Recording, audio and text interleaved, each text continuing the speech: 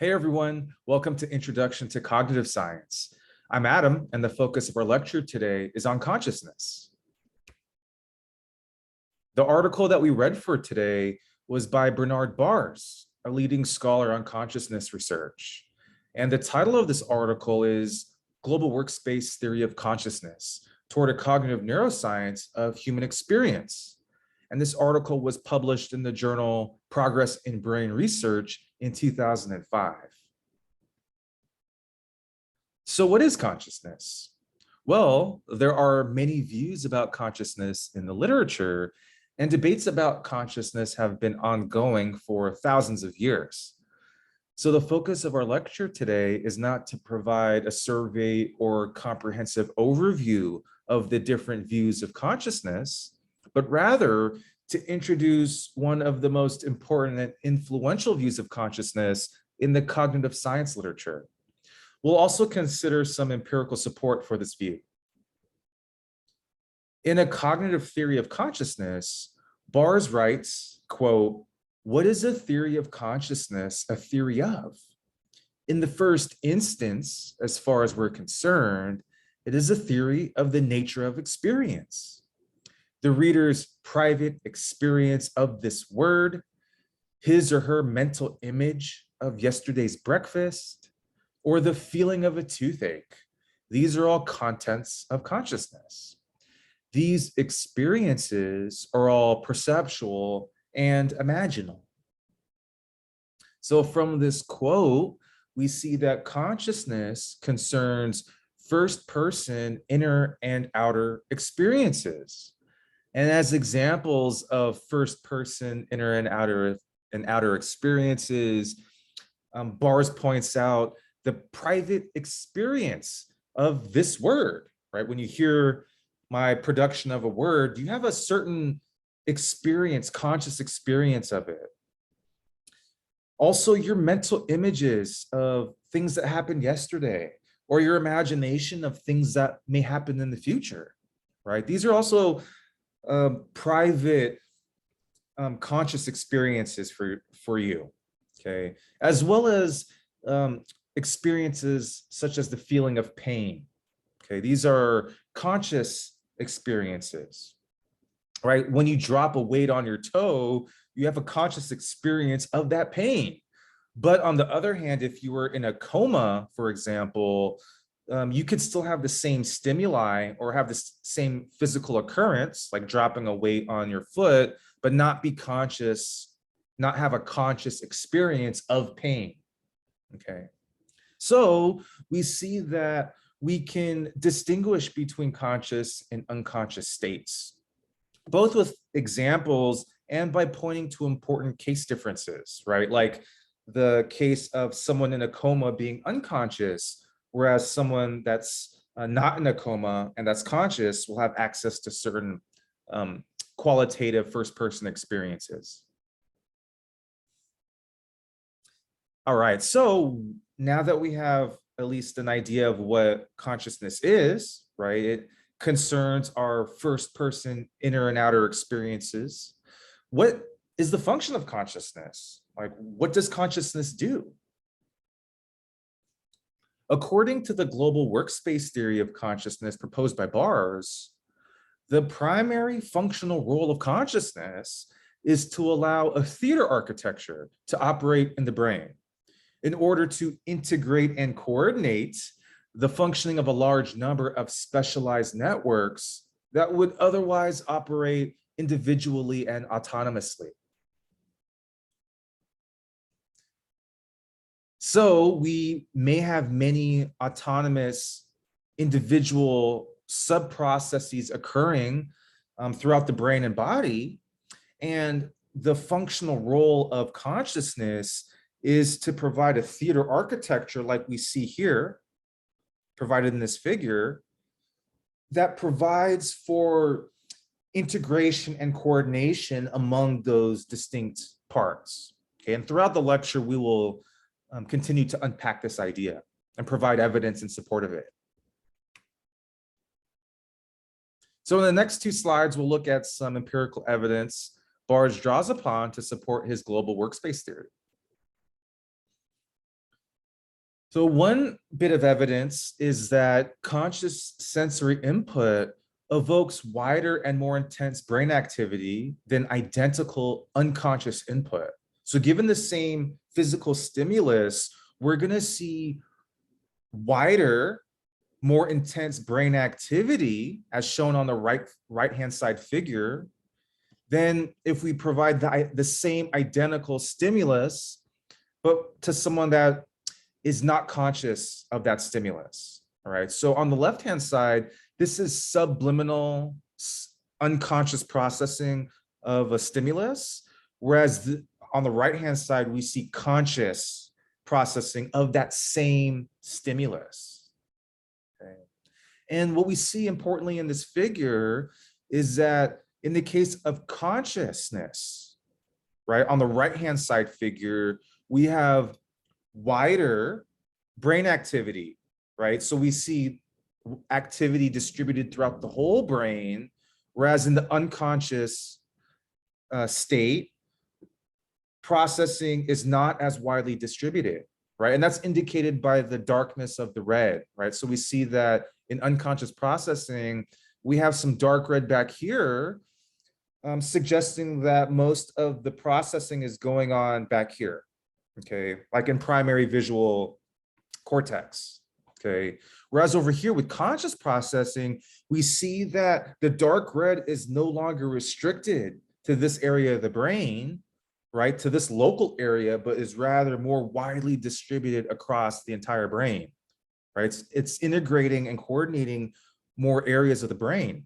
And we also see that there's more areas that are shaded in dark red in this right-hand side figure.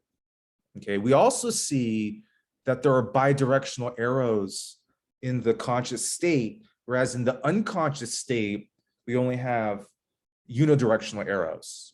Okay, so in the unconscious state, we have a sensation, like a stimulus, but it's decaying and fading, right, in the unconscious state. Whereas in the conscious state, it's propagating forward and backward. Okay, we have a bidirectional activity here. Okay, so we see that there's wider brain activity in the conscious state as opposed to the unconscious state for the same stimuli, which is really amazing. And we also see that there's not only wider activation, but more intense activation. Okay, so more areas are active and they're more active. We also see in the literature that conscious cognition is distinctly associated with widespread cortical activity, especially towards frontoparietal and medial temporal regions, right? And so what we mean by that is frontoparietal and medial temporal regions, okay? It's not just restricted back here in the occipital lobe.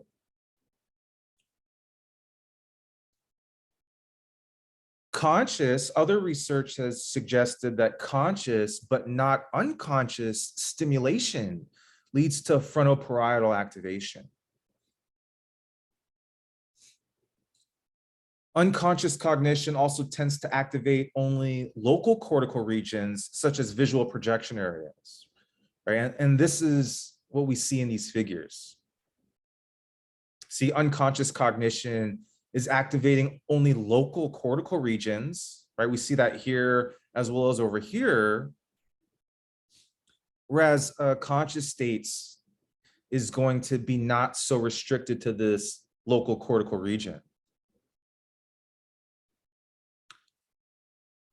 Other evidence also suggests that frontoparietal hypometabolism, and by hypometabolism, right, hypometabolism, we mean decreased brain glucose consumption. The opposite of that would be like hypermetabolism would be increased brain glucose consumption.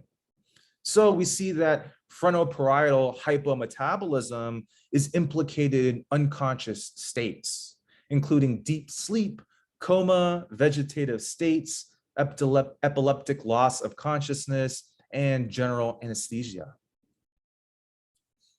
And hypometabolism would look something like this, right? Whereas hypermetabolism or healthy amount of brain metabolism would be indicated here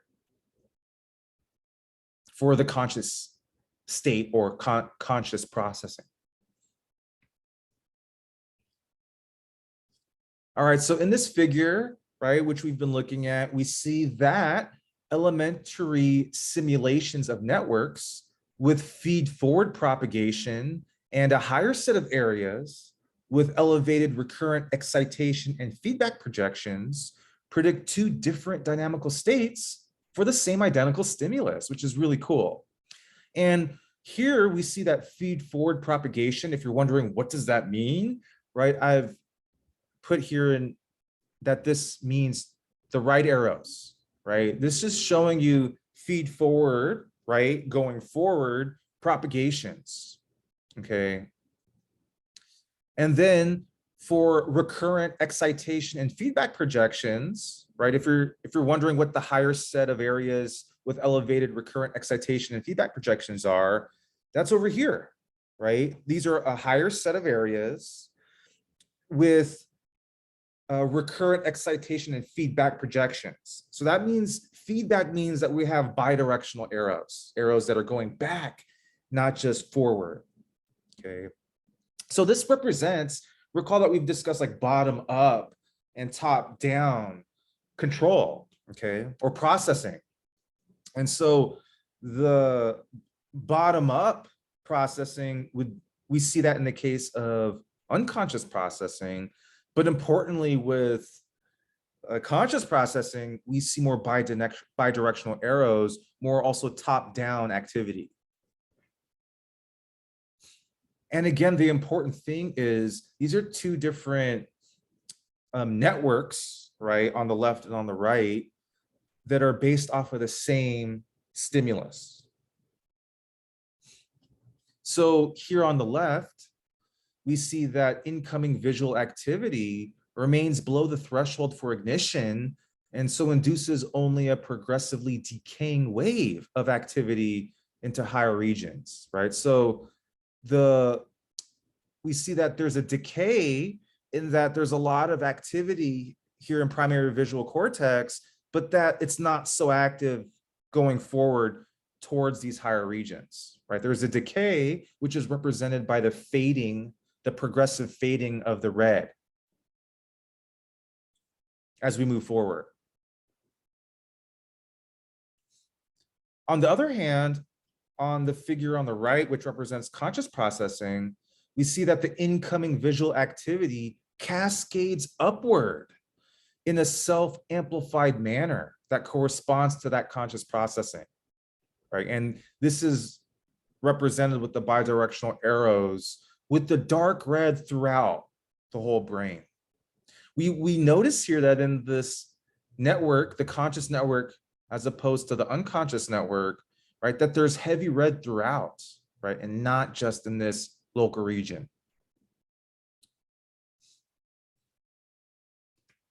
Okay, cool.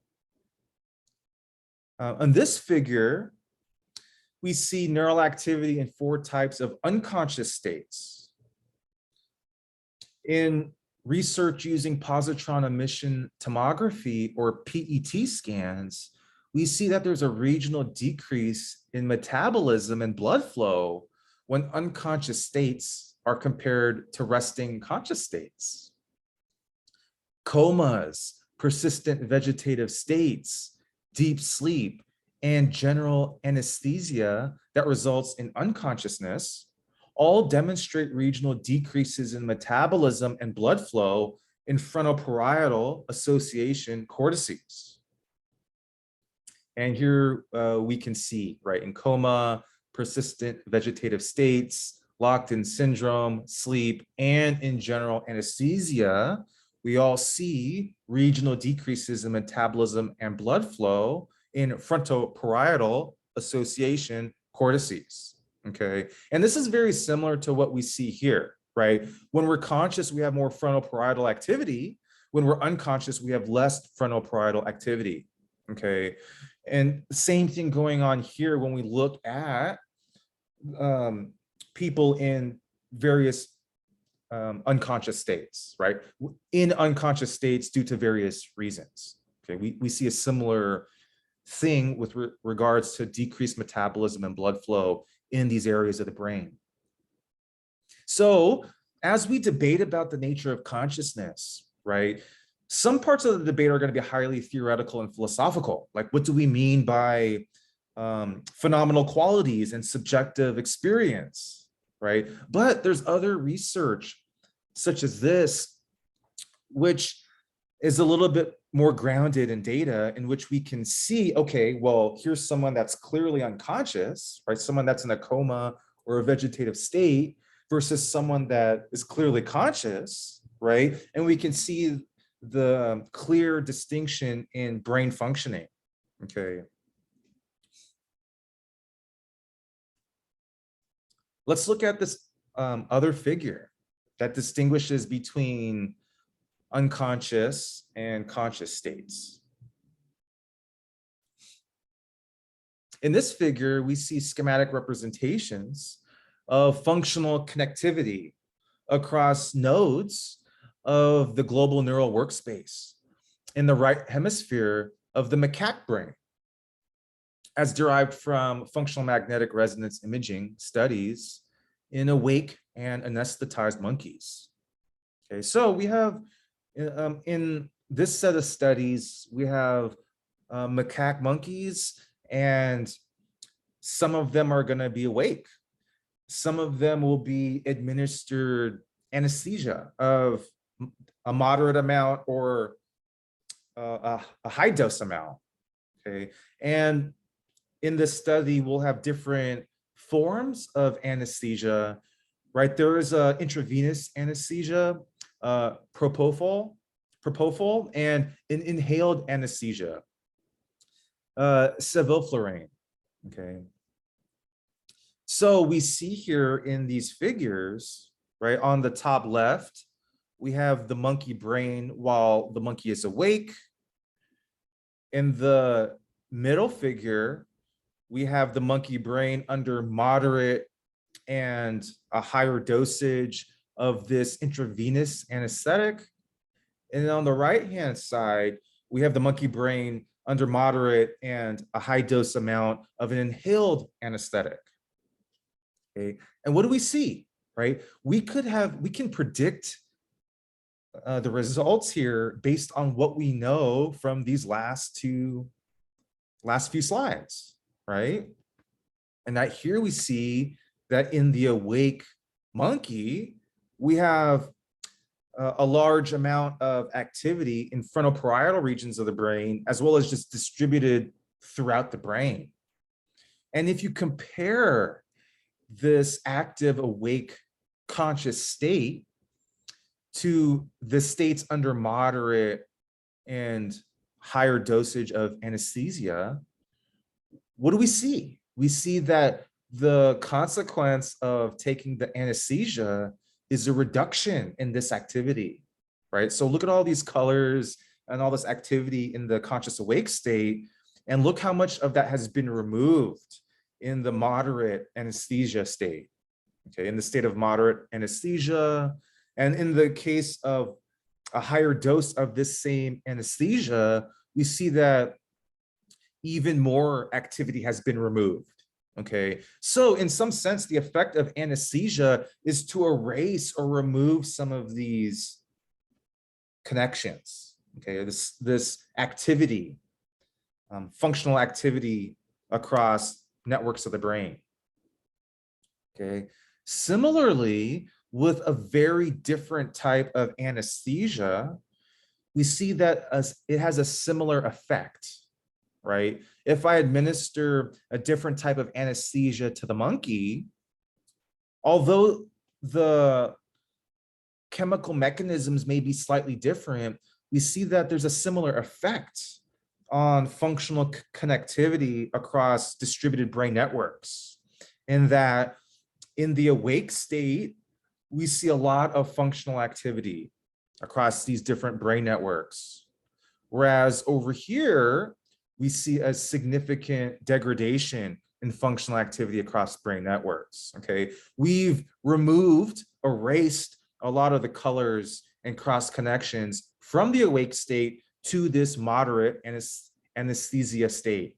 Okay, and then if we compare that again to a more intense dosage, there's a similar effect, right? In that we have less activity, especially if you're looking, if you can zoom into the figure with more anesthesia, we see that there's less activity in these regions of the brain. Okay, so up here we can see there's more activity around this area, and here we have less activity in that area. Okay. So we see that the rich functional interactions across these nodes in the awake monkey are reduced as a result of the dose-dependent effects of intravenous and inhaled anesthetics. Okay. And by dose-dependent effect, what we mean is that there's just a difference in the effect in moderate versus higher dosage of this anesthetic. Okay, so if I apply a moderate amount, this is what we get as the consequence. And if I apply more of that same anesthetic, this is what we get. Okay. Interestingly enough, we see that in the bottom left, the intravenous drug ketamine has a similar effect on the global neural workspace, despite the molecular and neurophysiological differences of this anesthetic, right, compared to our other anesthetics, right, propofol and sevoflurane. Okay, and we see that here with ketamine, right? Different chemical and neurobiological mechanisms are involved, but a similar result in that we have reduced functional connectivity across distributed networks of the brain, in this case of the ketamine user versus just a normal consciously awake monkey. So this gives us some very interesting insight into what's going on in the brain when we have a healthy mental state, which is conscious and awake, versus states of degraded consciousness due to anesthetics and different types of drugs. Okay, so again, we can always argue about what we mean by consciousness, but when we look at empirical evidence, we see that when consciousness is disrupted due to different drugs or due to different physical impairments, we're seeing the same sort of imaging data, right, throughout all these cases, right? In that consciousness, we see more integration of and functional connectivity across distributed networks of the brain, whereas in unconscious or non-conscious states or impaired conscious states, we see a breakdown of that functional connectivity, and we see more just local independent operations going on here. Okay, so when this brain is under, when the monkey is under ketamine, we see that there's some local processing here, but the functional connectivity has broken down. Okay.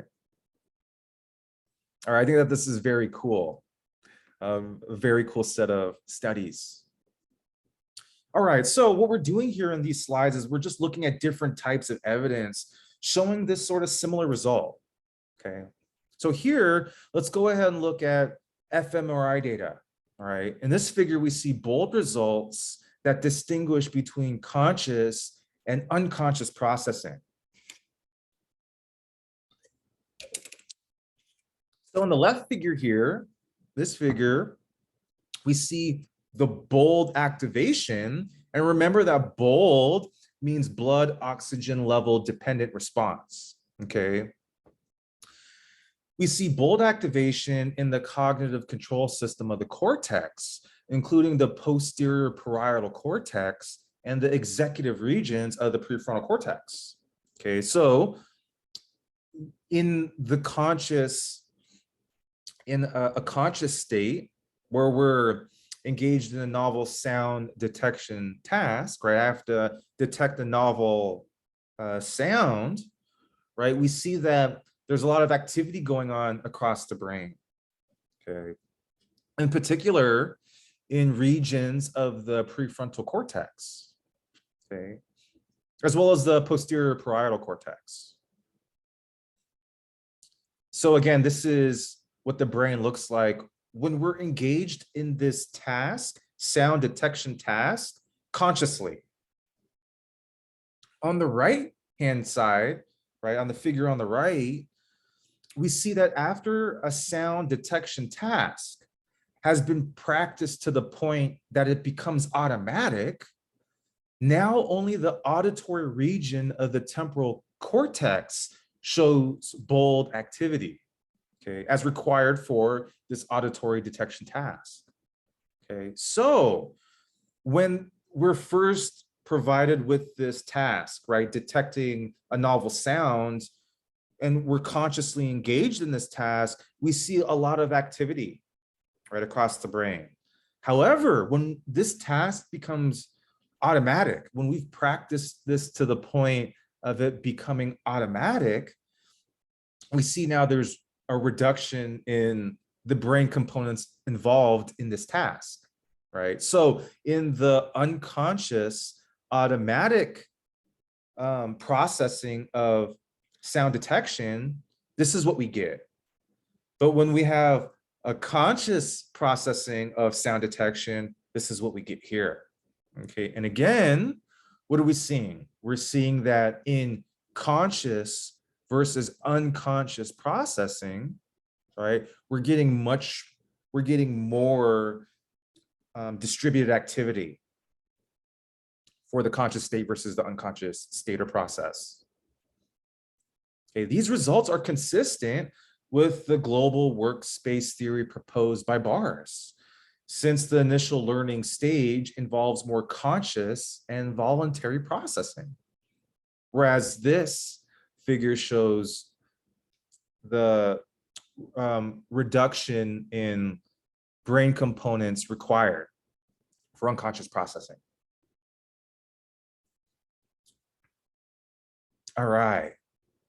So more evidence in support of the global workspace theory, this time looking at EEG or electrophysiological data. Okay, so we're looking at data from coma patients, right?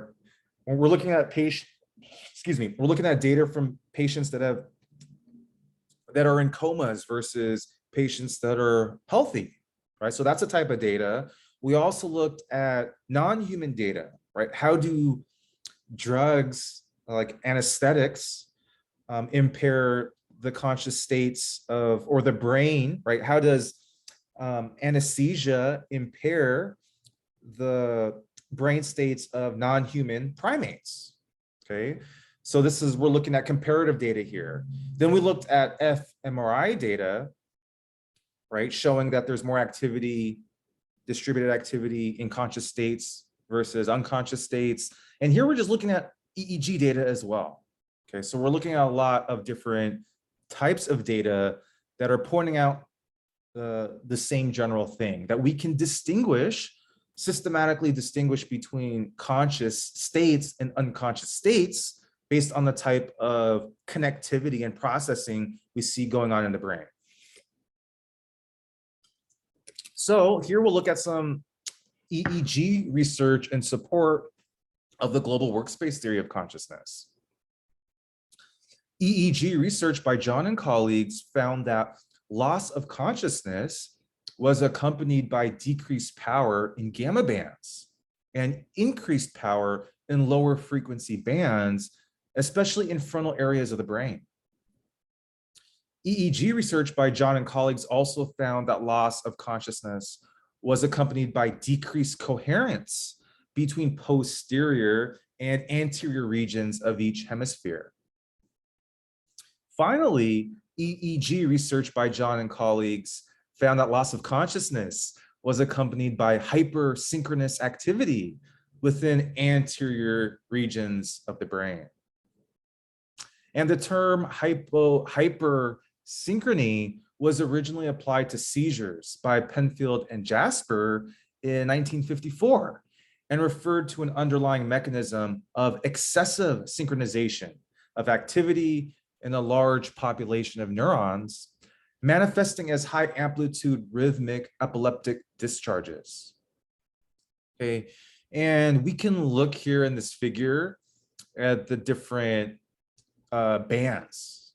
Okay, so I've provided another slide here where we can see that the delta band is from 1 to 3 hertz, and that's this band right here in maroon. Okay, and it corresponds to the dark red activity that we can see here in the brain. Okay, theta band activity occurs at 3 to 7 hertz, and that's here in red, theta band. Okay, this is a lighter red here. Okay, and this is also seen here, this area of the brain. Okay, alpha band activity occurs at 7 to 12 hertz, and that's here, alpha band activity. And we see that here in this area of the brain. Beta band activity or beta 1 band activity occurs from 12 to 20 hertz, and that's shown here in green. Okay. Beta 2 band activity is 20 to 30 hertz. Okay, and that's the next color over here, which is something like a teal, or just another flavor or variety of green. And then we have also gamma 1 band, which is occurs at 30 to 50 hertz, and gamma 2 band, which occurs at 50 to 80 hertz. And gamma 1 is here, and gamma 2 is here. Okay, and we can see that activity in these areas of the brain. Okay. So we see that decreased power in gamma bands and increased power in lower frequency bands, especially in frontal areas of the brain, are found in loss of consciousness. Also in loss of consciousness, we have decreased coherence between posterior and anterior regions of each hemisphere. Okay, and again, right, this is what we were seeing in all these figures. Similar, right?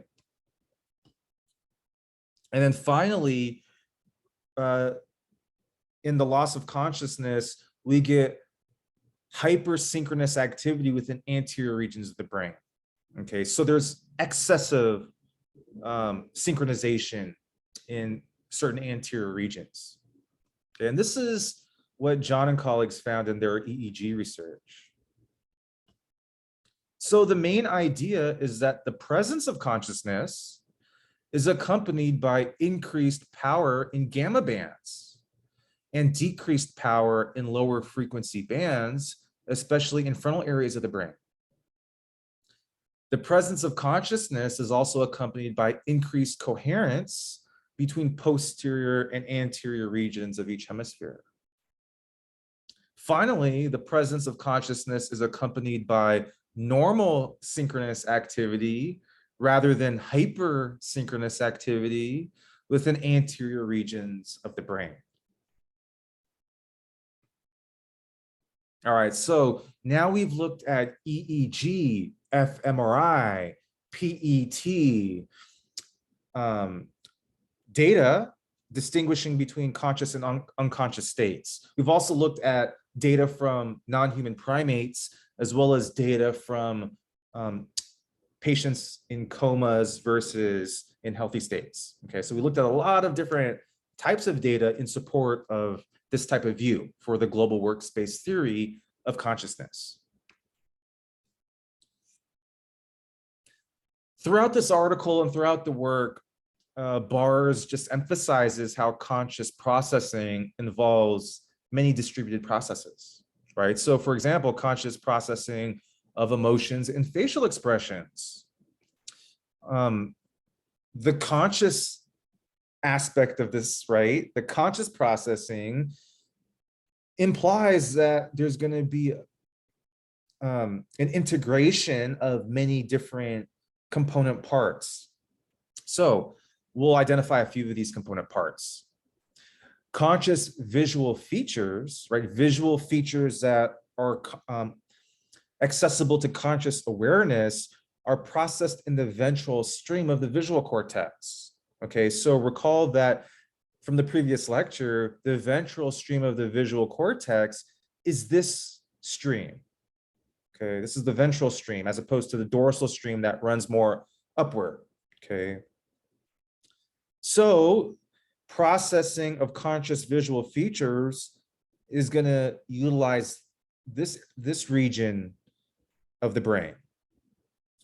Recalling an experience of a human face involves processing in the hippocampus. Okay, and we know that the hippocampus is here. In having an emotional response, the appropriate emotional response to an experience, such as a facial expression, involves processing in the amygdala, which we see here. And the amygdala is even necessary to recognize visual facial expressions such as fear and anger. So, conscious experiences of emotional facial expressions involve the integration of many distributed brain networks and processes. Okay. In other words, there isn't just one region, local region of the brain, like right here, that's responsible for conscious processing of emotional facial expressions, right? But rather, the conscious processing of emotional facial expressions is going to involve this distributed network with different areas of the brain. And we see that when we take drugs or when we give animal drugs, that this has an interesting effect on consciousness and also the brain processes that we see of those in these states. All right, so Bars suggests that the global workspace theory of consciousness may be thought of as a theater of mental functioning, where consciousness resembles a bright spotlight on the stage of working memory, directed by attention under executive control.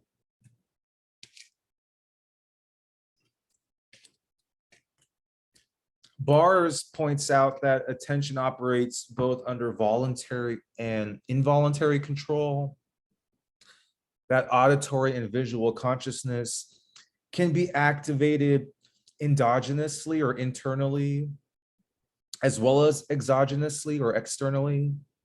So our conscious experiences are not only a result or a consequence of the outside, but also something that we can generate internally too. Brain areas involved in outer speech are also involved in inner speech. And mental imagery involves the visual cortex. In other words, inner speech and mental imagery highlight the endogenous or internally generated aspects of consciousness. And here we have another schematic of the global workspace theory of consciousness, where this is the global workspace is serving sort of as a theater, right? A theater architecture, right? That's allowing for the coordination of different systems, right? And here is sort of the light, right, of attention directed by executive control, right? And this attention, right, this beam of light allows us to focus on different aspects of conscious activity and enables verbal reports. So here we see potential verbal reports may be modified by norms and incentives via other domain-specific systems.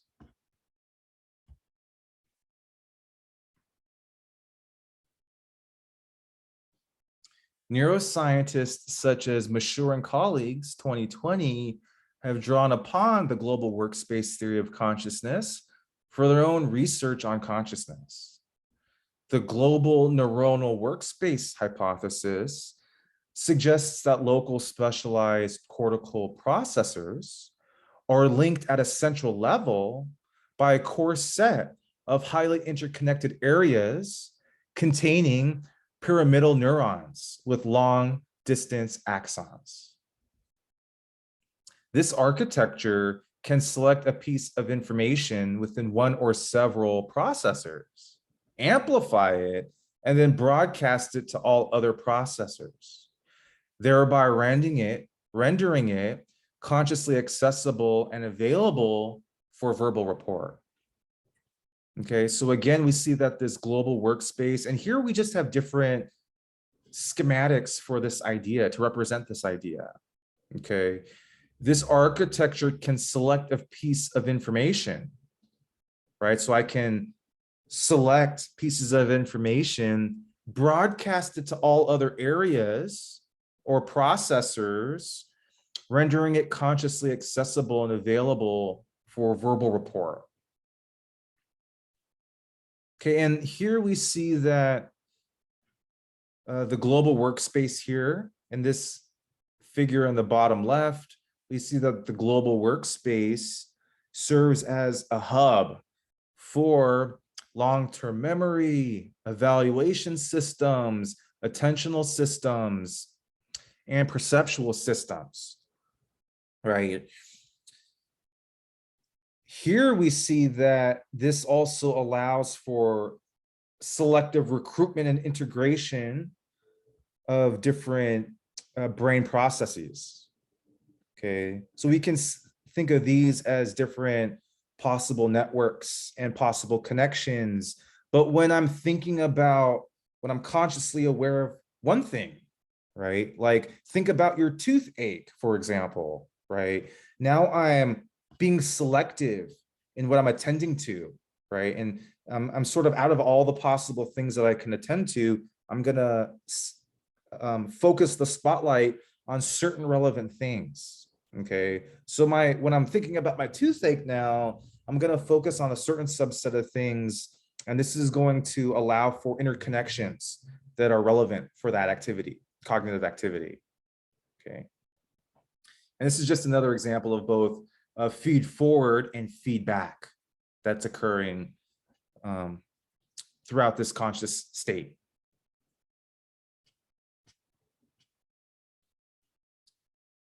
All right, so Bars suggests that consciousness enables many functional cognitive capacities.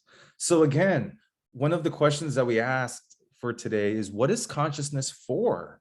Or what is the function of consciousness? Some philosophers think that consciousness has no function, right? That it may just be epiphenomenal and sort of just a thing that we carry with us, but really has no functional role, right, in our lives. Other philosophers will disagree and think that consciousness has a functional role, right? So Bars is one of the scholars that thinks that consciousness has a functional role, right? And according to Bars, consciousness enables many functional cognitive capacities. Here, I'm just going to identify a few, some of the important ones. Excuse me. Consciousness provides access to working memory, importantly. And Bars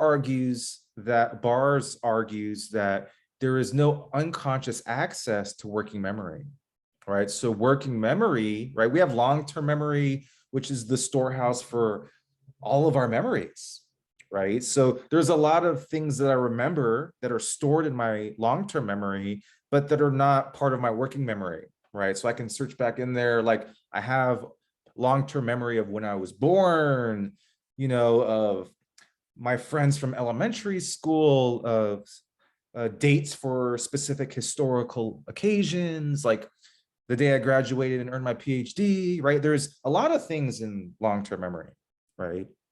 But working memory has to do with my memory right now, okay? So consciousness provides access to this working memory. Okay, say I'm giving a lecture on consciousness, right? I'm trying to remember, I'm trying to keep a lot of things in working memory, okay, for the purposes of delivering this lecture today. So consciousness provides access to working memory, right? Like I'm consciously trying to keep things in mind about consciousness so I can share it with you in this lecture.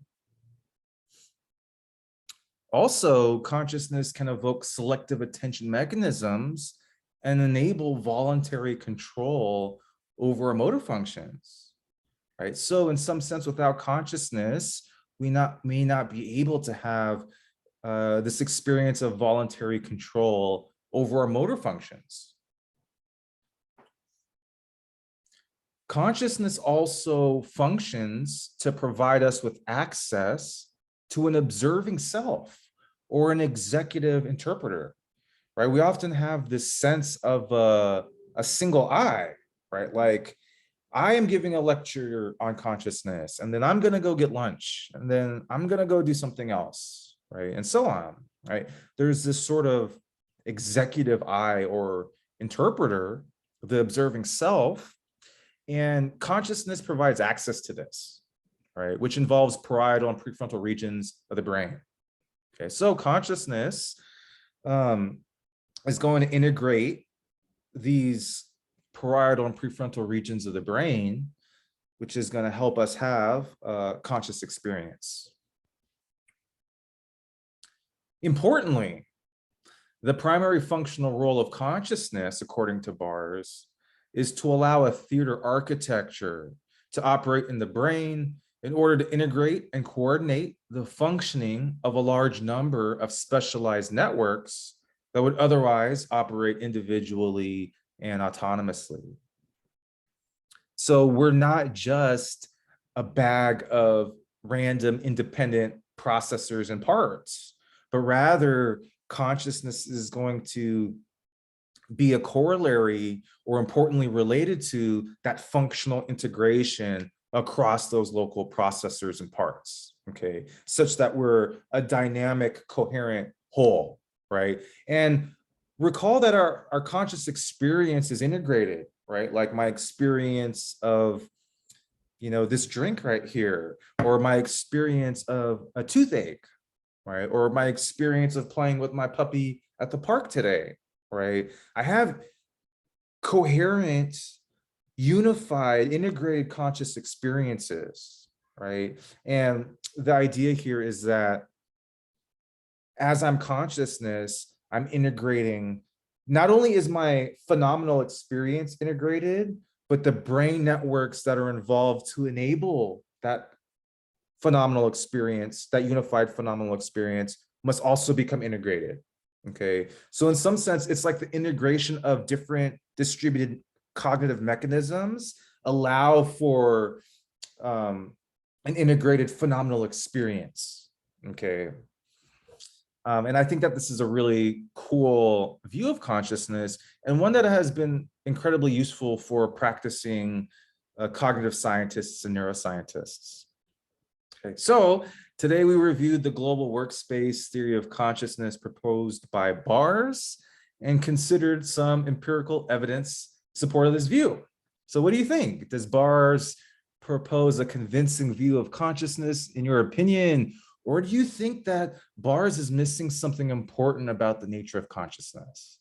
Or do you think that consciousness is in some sense inescapable, right? Or do you think consciousness is in some sense impossible to confine to just brain and cognitive operations? And if so, what's your alternative view of the role of consciousness in human life and human experience? Okay. Well, I hope you found this lecture interesting and thought-provoking. Oftentimes in cognitive science, our goal is to raise as many interesting questions. We want to raise as many questions as answers that we provide, right? So this wasn't just to convince you of this view, but also to motivate future research on what consciousness is, how it functions, and the role it plays in our lives.